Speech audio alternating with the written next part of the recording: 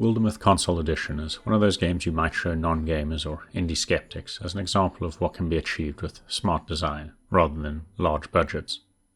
It's an RPG visual novel hybrid that pulls off the rare feat of being charming and accessible, while still providing tough decision-making moments, plenty of expected and unexpected outcomes, and no shortage of turn-based combat. The core mechanics and assets might be limited, but the emergent storytelling elements and an evolving cast of heroes make every adventure feel epic without demanding vast swathes of your time. Unfortunately, the Wildermyth Console Edition currently has technical issues far more impactful than the occasional framerate drop or sluggish round transition on the Nintendo Switch. I want to start with the positives though, given it will hopefully be patched into better shape. The best way I'd describe Wildermyth is as a tabletop RPG brought to life thanks to easy-to-understand mechanics, lightly animated comic-style panels, a stylized overworld map, striking papercraft visuals during combat encounters, and a limited but evocative soundtrack. I'm just surprised it took 3 years to make the transition from PC to console, as well its indie roots do become obvious the longer you play.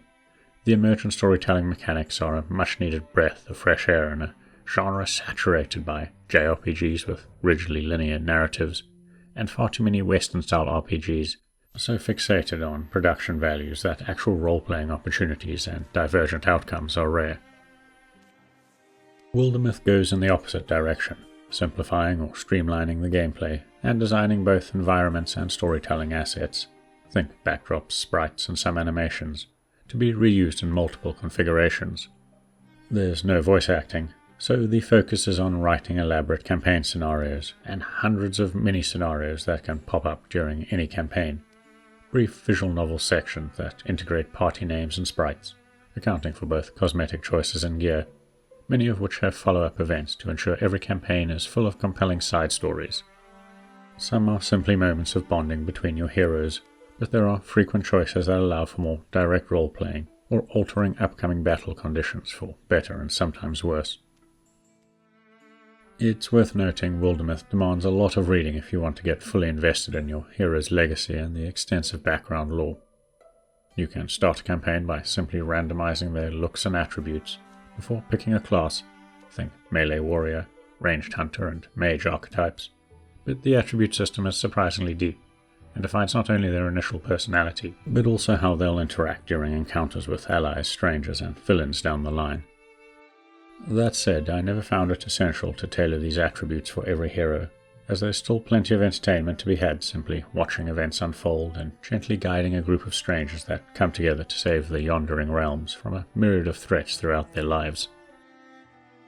Saving the realm by investigating and defeating a major threat typically plays out over 3 or more campaign chapters, in which you explore an overworld map, liberate and secure regions, intercept incursions heading towards your villages, and hunt down primary objectives that progress the overarching story.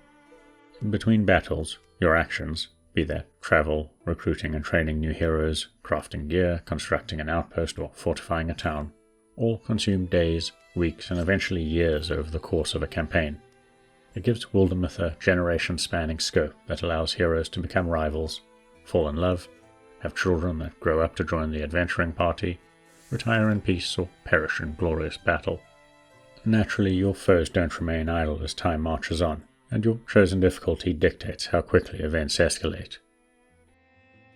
Enemy goals shift between chapters, new calamities emerge, think stacked cards that progressively bolster enemy forces, incursions can become larger and more frequent, and supernatural disasters can slowly claim chunks of the map. There's a strong time and resource management element that's simple to understand, yet I still found stressful and engaging. The expanding map often places new objectives days or months of travel apart, but while you can recruit up to 10 heroes, 2 full parties worth, that means consuming accumulated legacy points that could also offset new calamity cards. Securing and fortifying a region means access to crafting materials and armed villagers to fend off incursions, but you'll need to decide if pushing towards the source sooner is the wiser choice. Some campaigns allow you to continue past fail states, but it reduces the number of years at peace between chapters, limiting the potential buffs your heroes might attain and making subsequent chapters tougher, with ever more calamity cards stacked against you.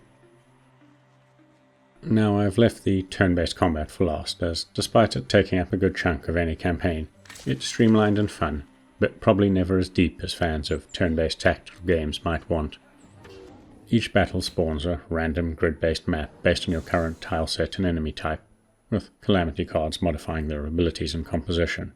But on the default adventurer difficulty, I found keeping my party together and prioritizing the toughest targets got me through 90% of the time.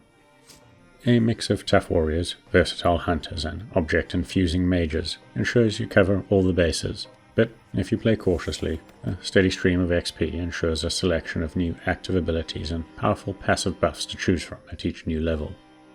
Tiered gear can be crafted or found after battles and encounters, some of which grants elemental attacks or enhances basic attributes like damage, accuracy, speed, and magical potency. It's a decent enough combat system with both your party and enemies capable of dealing heavy damage each turn, keeping the stakes high. It was only on higher difficulties that I appreciated tactical options like blocking paths with the warrior's guardian or counter abilities, having my mages infused with rocks and vegetation to bolster your party's armor or shred enemy armor, and I had to keep hunters on the flanks of enemies to guarantee hits and negate cover bonuses. Early on it could feel like simply slogging it out, but an experienced party of 5, with dozens of abilities and passive buffs shared between them, could shred an advancing army before they get close. All that said, I still found the battles were just a mechanical means to a narrative end, namely the next story panel, emotional interactions between my heroes, and player choice moments. So I've spoken a lot about what I enjoy about Wildermyth Console Edition, and 80% of the time the Nintendo Switch version plays great in handheld mode or when docked. There are some framerate dips when panning across larger battles, and the game can hang for a few seconds when transitioning to a new round, but those were issues I could look past given its turn-based nature. Harder to ignore were hard crashes during larger battles that can often occur towards the end of campaign chapters, a problem on all consoles based on some early user feedback I've seen. Sometimes it was initializing a battle map, and a quick restart took me straight back to that point. Sometimes it was at the end of a large battle that I'd have to replay, but more worryingly were 2 incidents where both my recent manual saves and autosaves were corrupted, setting me back over an hour. As such, console players should hold off until a few patches have improved stability before picking up this otherwise excellent indie RPG. If you've got this far, please consider giving the video a like and maybe subscribing to our channel, as it helps us grow.